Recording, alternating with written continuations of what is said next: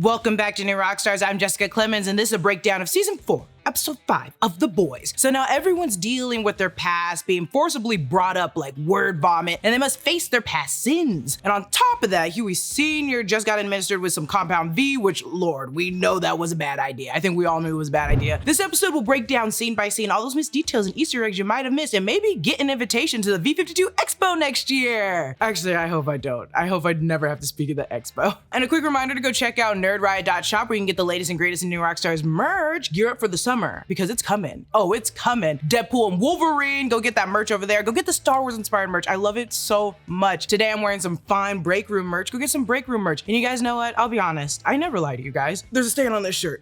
That's how much I wear this shirt, is that I'm now getting stains on it. Mom spaghetti, 100%. Go down to nerdriot.shop. Go get some merch. Help the channel. You know what to do. We get a previously on montage for the past 4 episodes that normally I don't include in these breakdowns, but they do mention this time Godolkin University and their hidden secrets. So now we're really merging the 2 storylines between Newman taking the virus and Butcher showing up at the finale and how their tests and research at God U impacted the virus today. Also, Cate and Sam finally arrived, so yay! The title of this episode is called Beware of the Jabberwock, My Son. The episode is named after issue 3 of The Boys, Highland Laddie, the spin-off comic series all about Hughie and his backstory and his growing up. The second episode of the season was named after the Highland Laddie issue as well. Jabberwocky was the poem written by Lewis Carroll that featured in Alice in Wonderland. In the poem, a boy disregards the warnings about a monster and goes after it himself, just like Hughie disregarded everyone's warnings about giving his dad the V. We open to Homelander surrounded by stage lights, and we see many old Vought soup ads and movies that are similar to the legacy of Marvel or DC. It shows the Vought American logo, a company that began in 1950. You see the logo on some of the following movie posters. Their Expo, V52, made us think that Vought started in 1952, going off of how D23 Expo began in 1923. Maybe in 1952, Vought became Vought International, the company we know today. So going through these movie posters, in 1953, we got Bomb Sight and The Curse of Fu Manchu, a parody of the movie like The Mask of Fu Manchu. 1957, Liberty Budweiser's ad. You could see this in season 2, episode 3. Mallory was looking at it. And as you may remember, Liberty was, Stormfront before the rebrand. In 1967's Crimson, starring Crimson Countess, Soldier Boy's ex that we saw last season, but also got her in the video game this season. She's the namesake of Godolkin's theater department as well. This is a spoof of the movie poster for Coffee. This movie also featured Groundhog, a character we saw in the animated Diabolical series in one of the episodes that is considered canon. You can see Groundhog on the poster in his helmet on the left side. He's also been mentioned on the 7 on 7 web series with Cameron Coleman that the Boys marketing team has put on YouTube. 1970 says Big Chief Apache says, "Don't litter, Kimosabi." This is said by a white dude with a Native American headdress on, crying, clearly a parody of this real 1970 ad. And the fun fact is,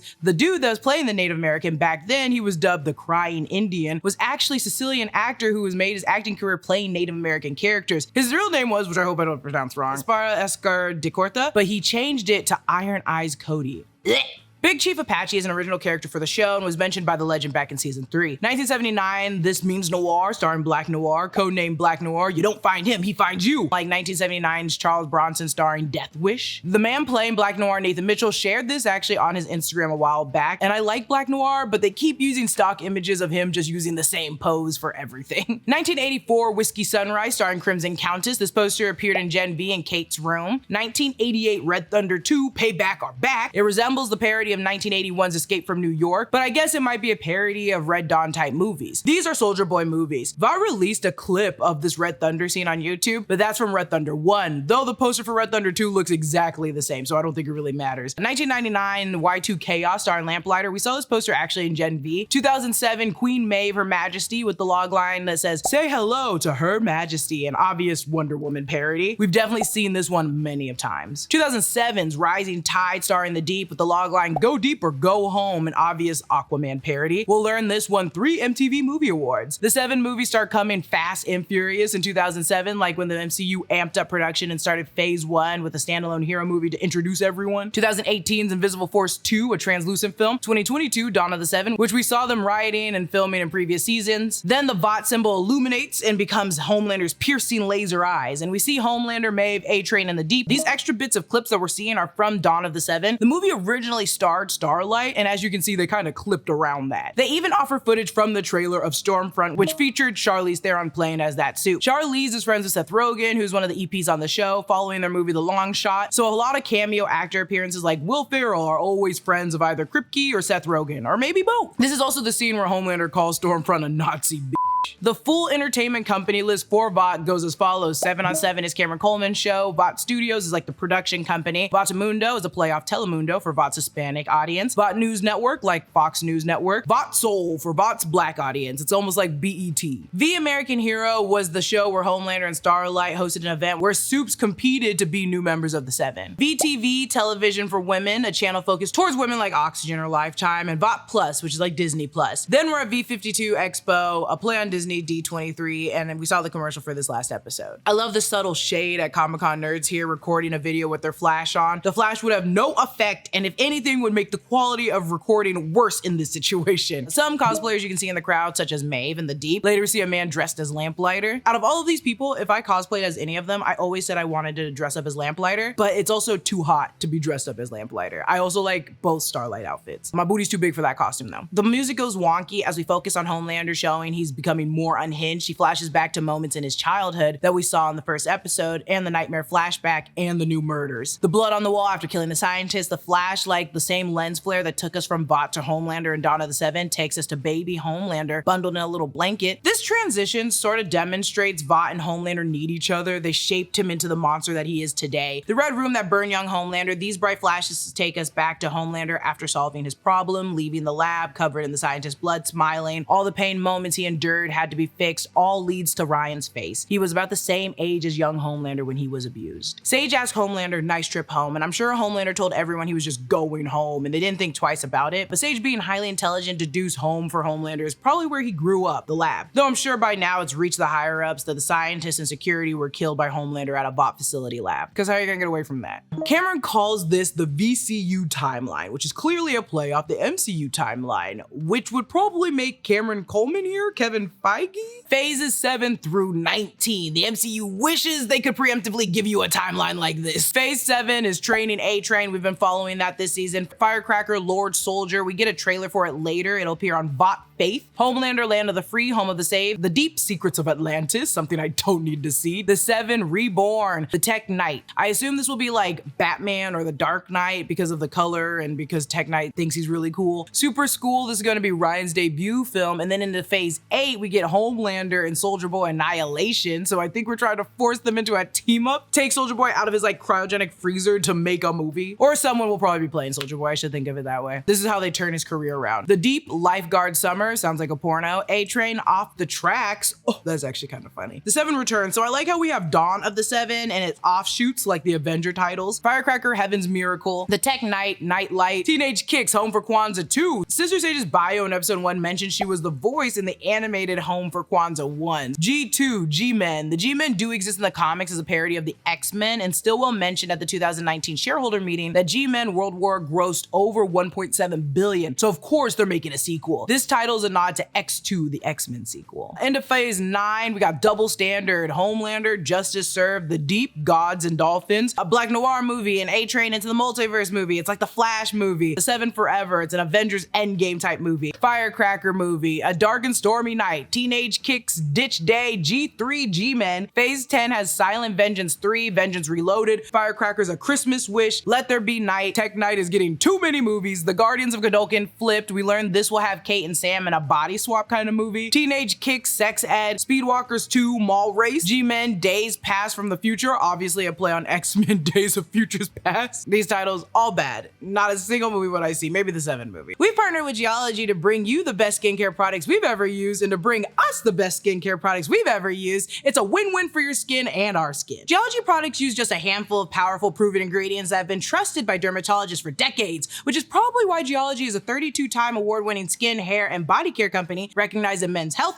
Oprah Daily, Hypebeast, Birdie, Esquire, and GQ. Geology can help you fight acne, reduce oiliness, prevent wrinkles, combat darker, puffy under eyes, have smoother, hydrated skin, and target signs of aging. If you don't know where to start, Geology can create a simple and effective skincare or hair care routine for you. All you gotta do is take a quick 30-second quiz. And right now, Geology is giving our audience a $50 1-month skincare sample set for free. All you've gotta do is pay for shipping, and if you decide to add anything on, you'll get 50% off that add-on. So what are you waiting for? Use code new Rockstars100 and grab 100% off your personalized skincare trial set, plus an additional 50% off on add-ons. Just click the link in the description or go to geolog.ie/rockstars100 to get started. Simon Pegg is awake and he speaks and talks to Hughie's mom, so I guess she might be real, but I don't want her to be though, so I'm gonna maybe believe he's a little crazy. I want to hold on to my theory. Hughie Sr. says the last thing he remembers is shopping for pizza rolls, and in season 3, episode 8, Hughie tells Starlight a sad story about his mom leaving his dad, and Hughie Sr. would buy only pizza rolls in bulk. He was trying to keep Hughie happy, so the memory stays within the pizza rolls. Hughie's dad says the fact he's alive is a true blue miracle, and womp womp, he's talking about Compound V. Vought News Network is now covering Truth Bomb with Firecracker, and man, do I want to punch her in the face too. We saw pieces of the Starlight's HQ in the trailer post-announcement where Ezekiel's name is written on the wall. We now know home teamers have broken in and tagged everything. We're at Monique's place now, and Mother's Milk and Monique are scolding Janine for getting in a fight with a boy at school. The poster on the wall, Move On Over or We'll Move On Over You, is a song called Move On Over by Len Chandler. It's a Black Panther protest song set to the battle hymn of the Republic. He wrote it to commemorate the 106th anniversary of Harper's Ferry, in which John Brown took up arms in a failed effort to defend fugitive slaves. The song is basically, if you're not going to help our movement, get the out of the way. Also on the wall are images of the one and only time Martin Luther King Jr. and Malcolm X met, as well as a photo of Fred Hampton, the activist, deputy chairman of the Black Panther Party, and founder of the Rainbow Coalition. All 3 of these men would be assassinated in the pursuit of their causes. You can also see Biggie and Tupac. Mother's Milk is still wearing the big pun shirt. The folder says Godolkin U. These are clearly photos of the infected students in Gen V being monitored. In their conversation, Keesler starts tearing into everyone for absolutely no reason. Keesler and Butcher are too similar, like the American and British version of one another. Back at the boys' HQ, you can see a billboard for Vought on Ice. I guess they haven't removed the promo material after every one Final Destination themselves. There's also a Singer and Newman sign. Frenchie keeps his drugs in a French flag box and has an old rosary, and he mentions later in a conversation with Starlight that they both had a past in religion. So I think this rosary belonged to him from back in the day when he had some faith and a better conscience. Mother's Milk has now switched into a Fat Joe sweatshirt, another rapper that we all know. Butcher, when speaking on the virus, says, diabolical, which probably means nothing, but the animated series was called The Boys Diabolicals. Butcher tells the gang about Gen V's horrible practices, and as a reminder, it's not airborne but contagious for Supes. We saw Butcher at the end of Gen V wandering the forest, but the virus, as we know, had already been taken by Newman, and then she blew up that man's head. This is where Cameron Coleman mentions that clips from our new studio division bought faith, similar to the Christian film production companies that make films intended for mainstream release like On a Wing and A Prayer in 2023. It's wild that Vought just didn't have this division yet already. It feels like they would have started with this. They have an in memoriam for Ezekiel set to Sarah McLachlan's I Will Remember You, not to be confused with In the Arms of the Angels, which is for the animal commercials. We also see a little Ezekiel cosplayer with a little halo because he's dead. We get this little weird exchange with the Deep and Coleman. We'll later learn that the Deep is mad about Cameron reporting that he got fired as the head of crime analytics. We see Mother's Milk scratching, which may contribute to his OCD and stress. Similar to how Ashley pulls her hair, we see later there are hives from all the stress the team is giving him. And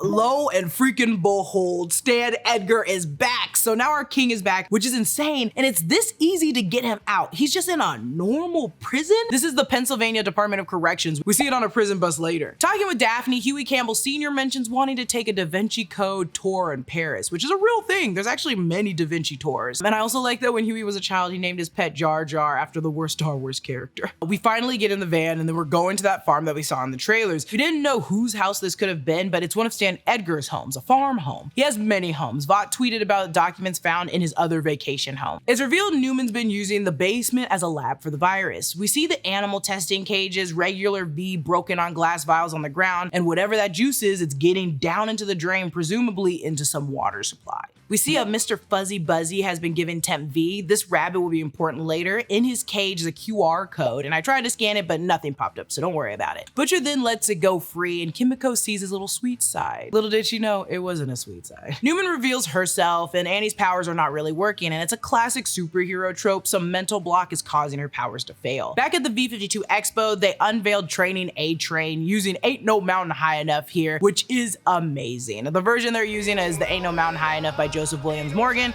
featuring Shadow Royale. I like that A-Train stuttered when saying this. Trust me, I'm just as excited as you all for this film that is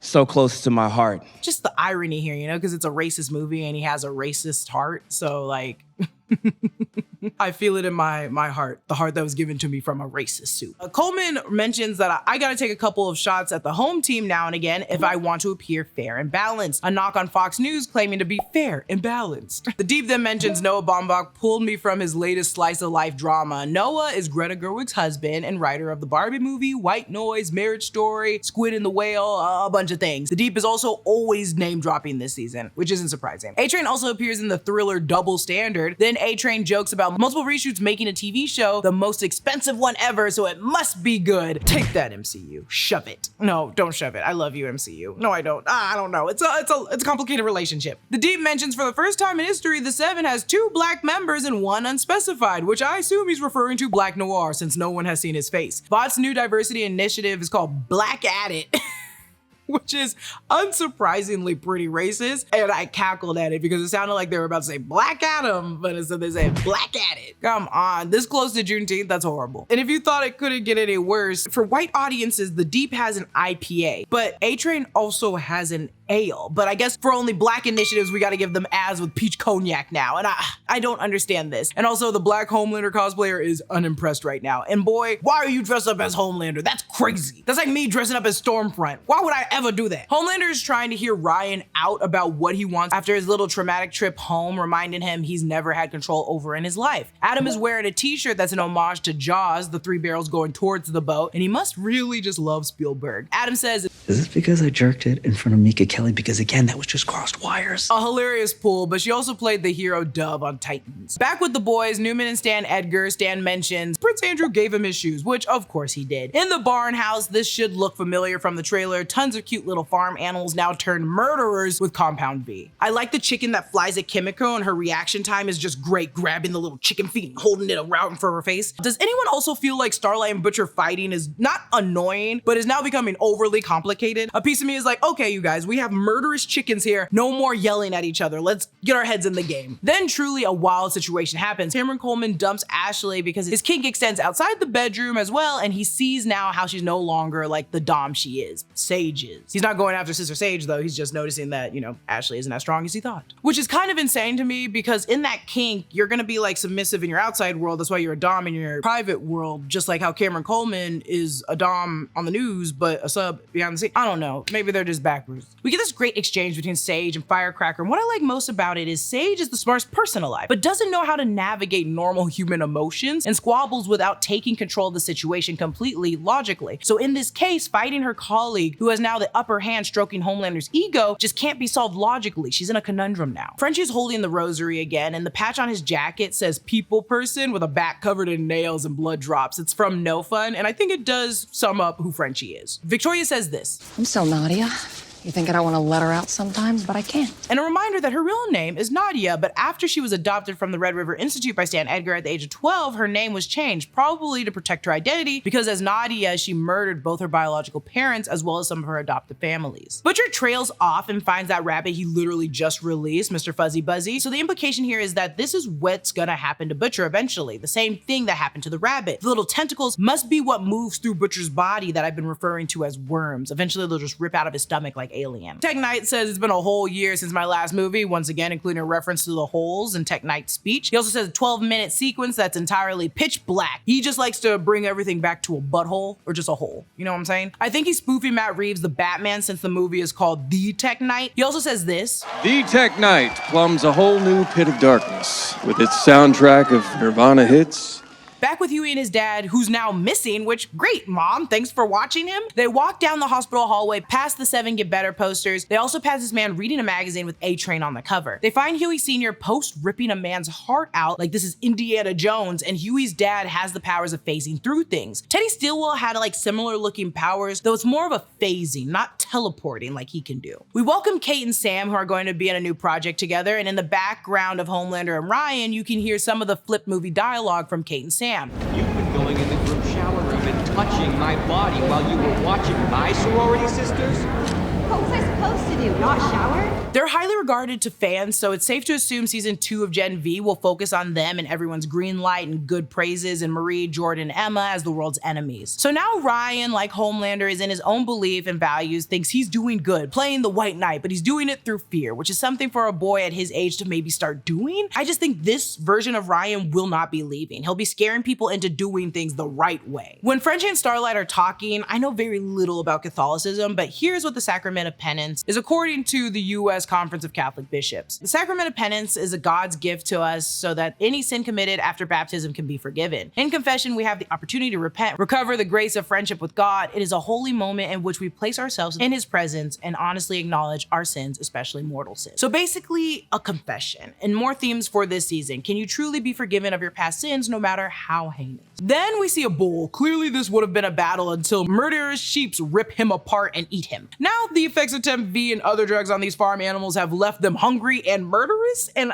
I don't think that people have been eating each other after taking Compound V, but the side effects are clearly heinous and different for everybody else. Also, the Secret Service is just getting really f***ed up this entire season. No one's keeping track of them like the stormtroopers. Funny enough, Frenchie says this. I can't believe this is happening to me again. They even mentioned giving V to a hamster. And as a reminder, Jamie the hamster in season 3, episode 4 was given powers from Compound V. So it's not unusual for animals to gain powers from it. And it's not Frenchie's first time dealing with them. Victoria finds Samir. He's also later revealed to be Zoe's dad and was once the top man at Vought R&D until, I assume, he fell in love with Victoria and got her pregnant at 20, which, yeah, she's an adult, but doesn't feel less shady or problematic Samir. He probably knew her before she was of age, and 20 is still very young, and he was already the lead of Vought's cell biology research, so I'm assuming he was well out of college by then. So going back, the hamster they gave V got loose, trashed the lab, and Samir says V already got into the groundwater, thus transmitting to all the animals on the farm. The virus still isn't very transmissible though, only through like bodily fluid, and we know that is something they were trying to perfect in Gen V. Samir says the virus infection rate has been different every time, which is just important to note that it's still up in the air. Right then, they're confronted by the blood-hungry sheep, but it dies, thank God, with their plan. Then the rest of the sheep die falling from the sky, and it worked! Though now Samir's gone and I assume he's dead. The sad part is how painful this all is for Newman, and yes, it's love, but it's also the only man in her life not using her. It's just like him being there for her, and now she has no one. And not in any surprising fashion, the man taking Stan Edgar back to prison also gets his head exploded, and then we see the sullen-faced Newman, heartbroken, needing her father. Back at Vought after the V52 Expo, everyone's listening and inhaling Homelander, even Cate and Sam. And I know Cate took away his ability to feel, but Cate, you're not stupid. Don't follow him. Homelander's bad. You were good at one point. So now Homelander is forming a little army of minion soups, and the hidden leak in Vought turns out to be Cameron Coleman, which we actually know is not true. But Ashley planted proof on his phone that were calls between him and Marvin Milk, aka Mother's Milk. We saw bits of this in the trailer, but this is when the Seven begins beating Cameron to death, I assume. Everyone but A-Train, Homelander, and Sage, just like the first episode of Vought Planet. Everyone feels like crap, and then Frenchie goes and turns himself in for all his murders, a form of like repenting. Back with Hughie and his father, Hughie slowly injects a concoction he learned from Frenchie that will kill his dad peacefully. Hughie Sr. says, I don't want to be Jar Jar, and I don't know if this is anything or even worth pointing out, but I'm gonna do it. Simon Pegg and Edgar Wright famously dragged the Phantom Menace hard in season 2 of their show Space.